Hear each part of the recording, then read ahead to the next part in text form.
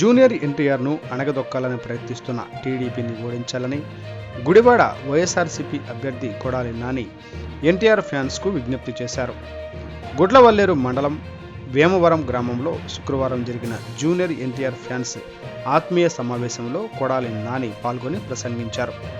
TDP వ్యవస్థాపకులు ఎన్టీఆర్కు ద్రోహం చేసి పార్టీని లాక్కున్న నీచుడు Chandrababu junior NTR fans TDP ప్రచారానికి వెళ్తే కొన్ని చోట్ల తన్ని బయటకు పంపిస్తున్నారని, అలాంటి పార్టీకి జూనియర్ ఎన్టీఆర్ ఫ్యాన్స్ సపోర్టు చేయవలసిన అవసరం లేదని అన్నారు కొడాలి నాని.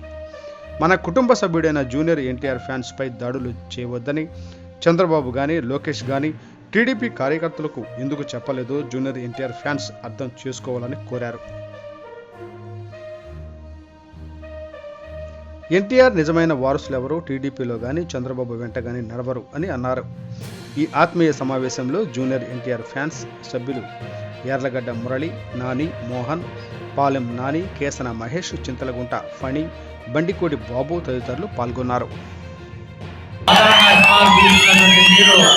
ఈ సామాజిక వర్గం పార్లమెంటు సభ్యుడిగా కొనగల నారాయణ గారిని తొలగించినందుకు కుక్కగాడికి చెప్పు దెబ్బ అని చెప్పి చంద్రబాబు నాయుడికి మూతు పళ్ళు రాలిపోయేటట్టు సమాధానం చెప్పాలని చెప్పి తెలియజేస్తూ, ఎన్టీఆర్ అభిమానులు మాకు అన్నదమ్ములు, మనందరం చాలా కాలం కలిసి పనిచేసాం.